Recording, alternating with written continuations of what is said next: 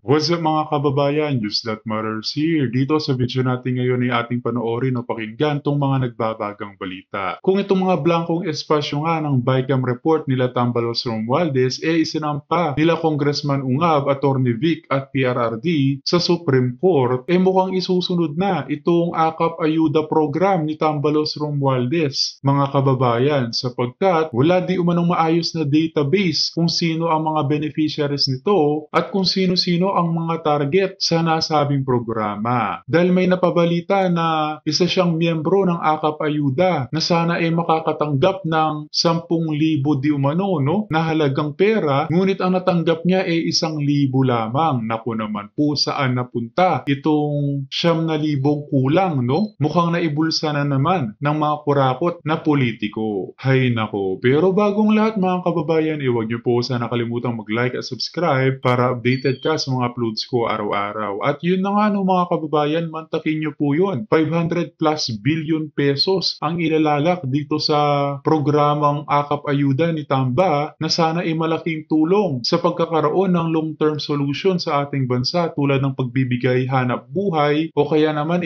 pagdating sa mga infrastructure. Pero wala tayong magagawa dahil nga sa malapit ng eleksyon, kailangan nilang magpalakas nitong mga pulpul na kongreso sa kanilang mga sari-sariling bayan na tinatakbuhan. Hay nako, kawawang Pilipinas, hindi talaga tayo babangon hanggat hindi ma-abolish di umano itong lower house o kongreso. Kung kaya naman hindi ko na patatagalin pa, heto na ang buong video.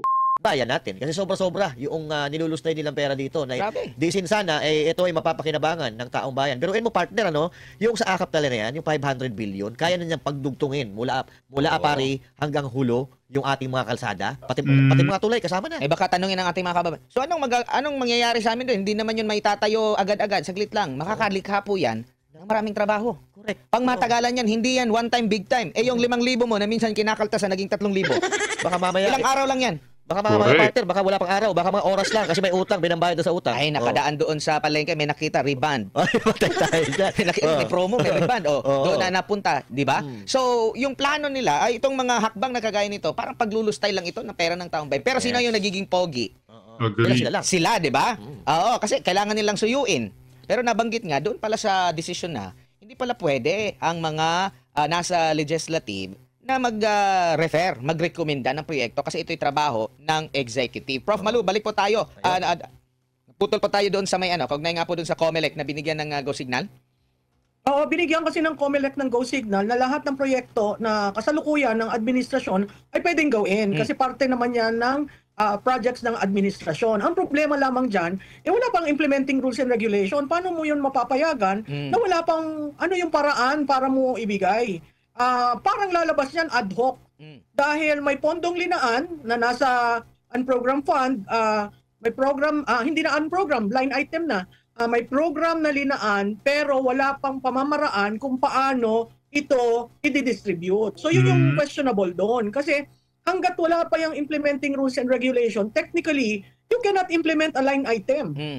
So yun yung medyo controversial dyan na sana makita ng COMELEC at mag-rule ng COMELEC at sabihin ng COMELEC, hindi pwede yan. Opo. Ma'am, doon sa pagdinig, yung kaninang na-inere namin, pagdinig yon sa first part nun, nag-explain ang COMELEC na yes, magbibigay sila ng approval, hindi kasama sila sa hindi mababan, basta merong guidelines at hanggang noong pagdinig na yon last Lunes, ang sinabi ng COMELEC, hindi pa nila pinapayagan kasi nga hindi pa malinaw yung guidelines. Kasi ang sabi doon, minimum wage earner pababa. Paglagpas na hindi ka na magiging qualified. Ang tanong nga doon, ano bang basehan ninyo na minimum wage earner sa PSA, sa NEDA ba? Makikita ba yan sa tawag nito, yung ID natin? Wala naman. Wala din silang listahan kung sino-sino yung mga minimum wage earner. Kaya ang sinabi ni Mayor Magalong, umaabot sa punto na 2 beses na sila nakakatanggap ng ayuda kasi walang proper na database.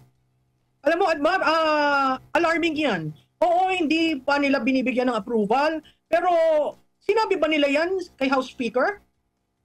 Kasi itong impeachment na... Ang mahirap niyan pagsasamantalahan ng mga mapagsamantalang Pilipino, Itong AKAP Ayuda na to sapagkat kamukha ng sinabi nila, walang datos kung nabigyan na ba o hindi. Grabe. Salukuyang inaprubahan. Bahagi dyan ang pagbibigay ng AKAP sa bawat miyembro. So, hindi ko alam kung nag-uusap-usap ang gobyerno oo, constitutional body ang COMELEC. Pero ang batas ngayon, simula na nag-umpisa ang election period, ay ang COMELEC, si Chairman George Garcia. So ako, nag-aapela ako kay Chairman Garcia, yun naman reasonable at patas, na sana tingnan niya itong AKAP. Kasi panloloko na yung nangyayari eh. Sinasabi nila, they will not allow it until the implementing rules and regulations are presented, and that will take time. Because part of that IRR is to have it published. Correct. Whether in the official gazette or in the national broadsheet, kailangan mag-undergo ng publication. Ngayon, kung nag-dispense ka ng pondo na wala yan, anong tawag mo doon? Opo. Bago na si Master Judea, ma'am. Isa din sa na-suggest doon, yung sa publiko, sino-sino yung mga beneficiary at kung magkano yung kanilang matatanggap. Kasi nung una, sabi ni Mayor Magalong, kaya pala hindi nila isinasa publiko ito, binibigay sa amin. Kasi malalaman doon kung sino yung mga nakatanggap na maaring hindi dapat mag-qualify na matanggap. Pero part yung transparency. Ano pong masasabi nyo rito, ma'am? Data privacy agad yung ano? Alam mo, Admar, kita mo yan eh. It's a national project that is being done at the local level na hindi alam ng local officials. Napakahirap niyan kasi pwede mong ibigay sa hindi karapat-dapat. Una. Pangalawa, pwede mong bukulan ang pondo. Kasi nakita natin dun sa pagbibigay last year, di ba iba-iba ang presyo? Iba-iba ang dinidistribute na AKAP. May isang ang alin na nagsabi, ako'y beneficiary ng AKAP, pero ang balita ko 10,000 o 5,000, ang nakuha lang niya 1,000. Wow. So, ang pangatlong problema dyan, sinong database? Kasi kung hindi mo kasama ang local government, may problema ka dyan dahil kung sino-sino lang yan. Magiging source of campaign operations. Yes. 'Di ba? Pwede mong ibigay doon sa mga barangay na may problema ka o sa mga barangay na supporters mo. Napakalaking problema niyan. And alam natin na ang nangyayari nga ngayon yung mga gustong mag-vote operation ang aga-aga, kaya kung mapupuna mo, wala halos kumikilos. Kasi dalawang bagay. Tuloy ba ang eleksyon? Una. Pangalawa, mabibigyan ba kami ng ayuda? Kasi clearly, ang bababang pera para sa May 2025 election ay manggagaling dyan. Master Judea. Prof, Master Judea po, Prof, no? Mayroon po ba tayong magiging solusyon dito? Katulad po nitong BICAM Committee Report na may blanco, inakyat po ito sa Korte Suprema. Ito pong sa PhilHealth, inakyat sa Korte Suprema. Ito po ba, na problema ito, pwede po ba iakyat ito sa Korte Suprema? Or sino po ba ang pwede mag-akyat nito para matigil po itong paggastos o paglustay ng pera ng taong bayan na ito?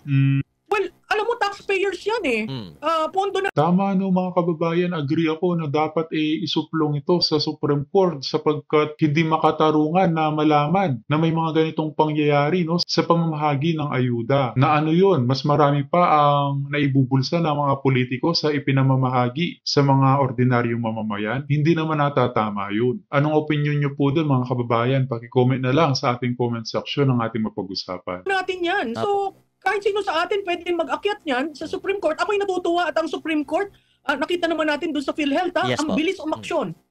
Nung kinalendar nila, nag-request ka agad. Pero makita mo yung oral arguments, makita mo talaga, alam nila yung issue So ako'y natutuwa doon sa PhilHealth. Hopefully, ganyan din yung sa budget. At isunod natin ito. Kasi consistently yan. Pera ng taong bayan. Correct. Ang itinatapon nila. At hindi tamang paggastos yan. Hindi bali, biro mo yung AKAP niya, kinuha mo sa 4-piece. Opo. Na imbis na may bagong beneficiaryo dahil nag-graduate yung iba, itinigil nila, kinat nila. So, nakakaawa kasi yung 4-piece, institutional yan, may Republic Act. Yes. Ito namang AKAP wala. Opo. Ang genesis niyan unprogrammed fund. Na ngayon Agree. naglabanan sila sa BICAM para lahat ay sumang-ayon. O sige, hahatian ka namin, Senador. So, ganito na lamang ba tayo na ang perang pinaghirapan natin at tayo nagbabayad ng tax? Ganito ang paggamit nila? Nakakalungkot kasi ultimo presidente nagsasabi, magbayad po kayo ng tax. Paano magbabayad ang mga Pilipino ng taxes nila na nakikita mo ang grabe ang kanilang paglustay sa pera ng taong bayan? Yun ang nakakalungkot, Master Judea. Opo. Prof, etong yung tupad po is ginagovern yan. Ay, may betas po tayo dyan sa tupad. Itong iba pa na pinamimigay sa ating mga mahirap, may guidelines po. So, itong AKAP po, walang guidelines. So, pupwede po ba nilang takasan kung ano man yung mga pagkakamali na ginawa Or nila dito? madali siyang takasan, unlike sa 4-piece na talagang maraming Maraming guidelines, maraming proseso. Pupwede ba nila takasan or may pananagutan pa rin sila dito sa ginagawa nila katulad ng mga pagpapapirma doon sa blankong papel na walang amount at din dito sa iba-ibang amount na pinamimigay nila? May Ang Master Judea, hindi nila pwedeng takasan yan kasi walang implementing rules and regulation. Paano ka magdi-disburse ng pera na walang guidelines? So, babalik ulit tayo, DBM. Di ba? DSWD, mag-usap-usap kayo, lagyan nyo ng guidelines. Ayun. Para ang taong bayan, di ba? Hindi nagdaramdam sa inyo na bumibili kami ng ganitong kamahal na kamatis, ng sibuyas, ng bawang, ng bigas. Tapos ganun-ganun na lang ang pamimigay nyo sa pera namin. Maling-mali yan kasi hindi tayo naghalal ng isang gobyerno na waldasin ang pera ng taong bayan. Prof, ano po masasabi nyo dito? Kasi itong ibang mga kababayan natin, hindi sila nagrereklamo. Ang sinasabi nila, pare-parehas lang naman yan. Kahit sino ang umupo, ganun din ang nangyayari. Parang nawawala na sila ng pag-asa, ayaw nila magsalita. Ano po yung masasabi nyo dito? Alam mo ako, Master Judea, ang appeal ko na lang, sige, kasi ang nasasaktan dyan, middle class eh. Pero ang appeal ko na lang, i-consider yung tulong ng middle class. Huwag niyong i-consider na tulong na galing sa politiko. Kami ang tumutulong sa inyo. Kaya ako bilang middle class, ang hihingin ko, bumoto ho kayo ng tama. Ihalal nyo ang tama. Nang hindi ho tayo binubudol, hindi ho tayo ginogoyo, na sa isang saglit, parang nakaarimuhanan ka, pero sa long term, babalik ka rin doon sa dati mong sitwasyon. Yes. Hindi ho natin gusto yan sa kapwa Pilipino natin. Thank you, Prof. Partner. Prof, alam natin nasa Constitution, yung power of the purse nasa Kongreso talaga, no? Pero may panukala, gustong ipanukala si Pastor once na siya ay makaupo dyan sa Senado, na mayroong Truth Commission na hindi lang taga-Kongreso ang bubusisi sa pagbabudget, dapat meron ding representative mula sa Hudikatura. Dapat meron ding representative mula sa executive, mula sa academe, mula sa mga private sector na nakakaalam sa mga pagbabudget talaga para mabusisi, kasabay ng pagpataw ng parusa na mabigat para doon sa mga kurap at pack one, pack all kumbaga, para lahat talagang magsusumikap na hindi pwedeng malusutan tayo ng mga ganito. Maaari po ba yan na Prof? At sa tingin po ninyo, maigi na hindi lang sila yung may kapangyarihan sa power of the purse po? Alam mo, Admar, medyo may kahirapan yan dahil kailangan ng pagsusog sa ligang batas. Pero magagawa. Pwedeng kumbidahin yung mga sinabi mong stakeholders sa hearing. 'Di ba? Pwede tayo mag-present ng counter budget, na people's budget. Maraming paraan. Ang problema sa dulo, pakikinggan ba tayo? Ilalagay ba ang ating mga panukala? Kasi nakikita natin, they just ram it down our throats.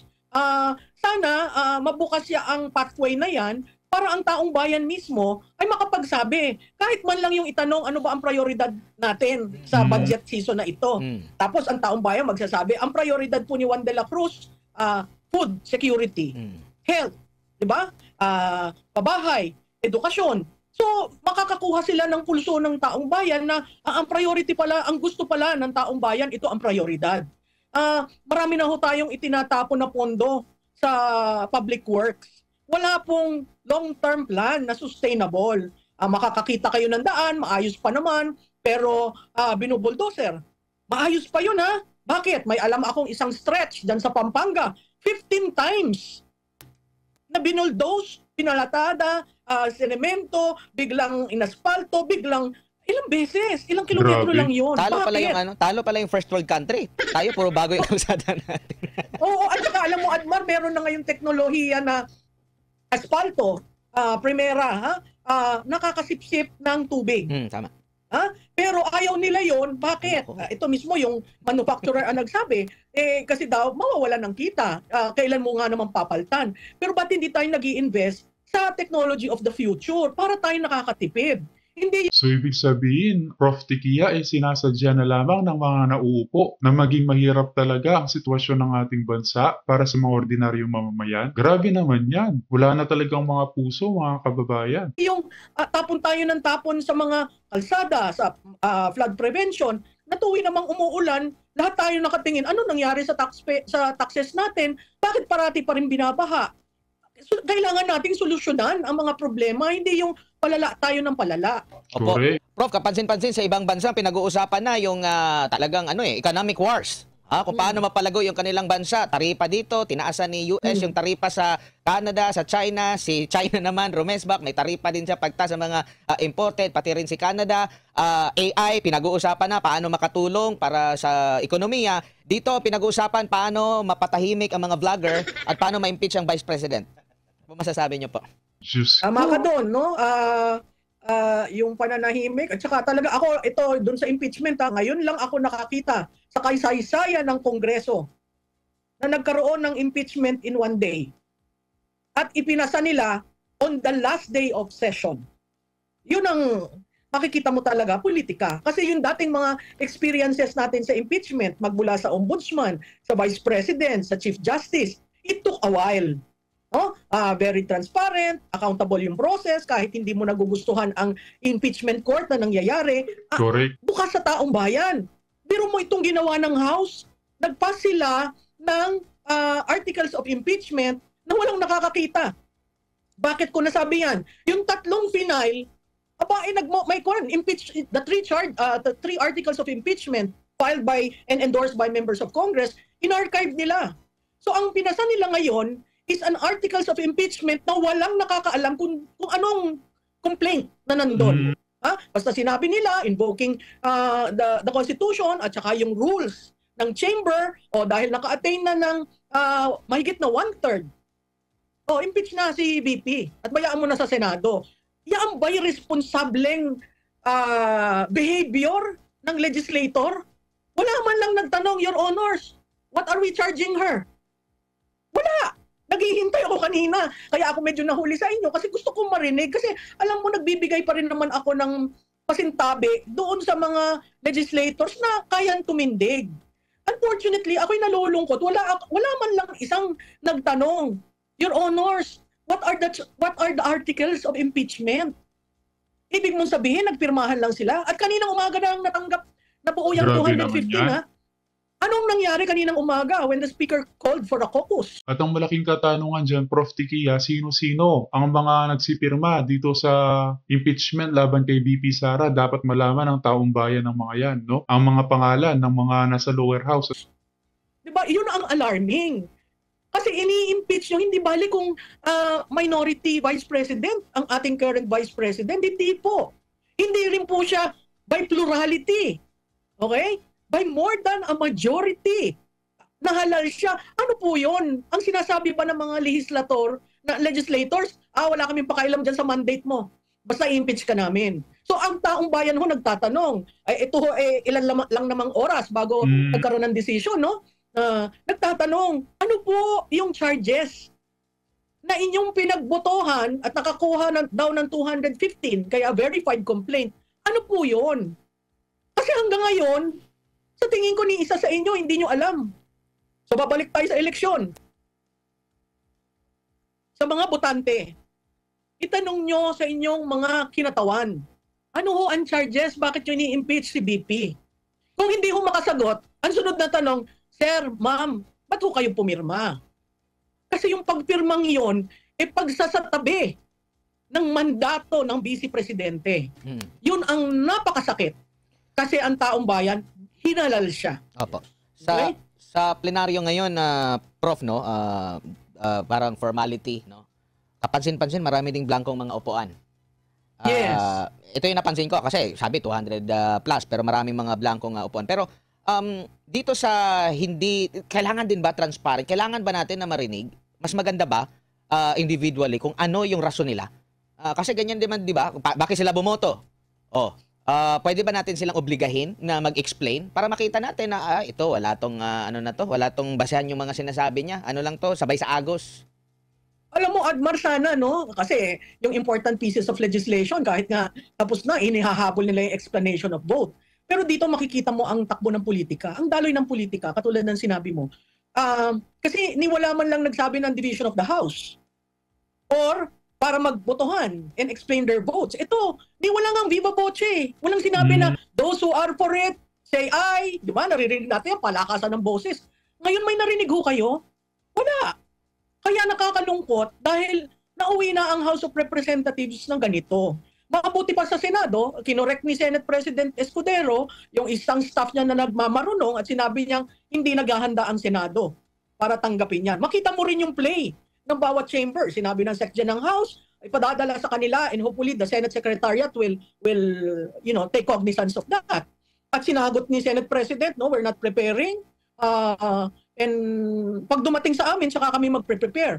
Paano, ang tanong ko ho, paano kayo magpre-prepare last day ninyo? Yes, opo. So technically, pag tinignan mo yung calendar ng both chambers, session ends this week. Yes. Adjourn, ha? Hindi suspended. So kung adjourn, tigil. Lahat tigil. Lahat tigil. Unless i-rule ng Speaker at ng Senate President o the other committees can continue deliberating their topics. How can you do that? By February 11 is the start of national elections, which means in the Senate, 12 yan na nag-end ang kanilang mandato. Kaya nga mag-e-elect. At dun sa 12, Sinadya talaga. 7 ang re-electionist at 5 ang end of term. Imaginein mo yung constitutional crisis na krinikreate ng House. Ang continuing body ang Senado, may 12 na naiiwan. But can you dispose with anything that is referred to the Senate with 12 members? The answer there is no. Kasi yung 7, tumatakbo ang re-electionist, nag-file as candidate. Imagine mo yung problema. Yes. Kasi uupo ako sa impeachment court, pero ako yung nag-file ng certificate of candidacy ko. Oh, doon naman sa 5, uupo ako sa impeachment court, end of term ko na. Oh, ang pangatlo, sandali lang, adjourned kayo. Opo. At seryoso ang impeachment court. Yes po. Mga tuwad ko Oh, ang isa pang dapat malaman ng taong bayan, hindi ho Chief Justice ang uupo sa impeachment ng Vice President. Sino ang uupo? Si Senate President Escudero. Yes. And you think he will be so independent enough? Pero ito, Bakit Prof. ko natanong yan? I'm sorry. Eh ano ba ang sagot niya sa budget? Diba? Ano sagot niya sa budget? Yun lang ang makakuha ko dyan. Napakadaming constitutional issues that will arise. Yes. At yun na nga no, mga kababayan, narinig natin itong mga nagbabagang balita sa oras na ito. As always mga kababayan, kita na lang ulit tayo sa ating next vlog. Huwag niyo po sana kalimutang mag-like at subscribe para updated ka sa mga uploads ko araw-araw. Maraming po salamat mga kababayan. Ingat and God bless.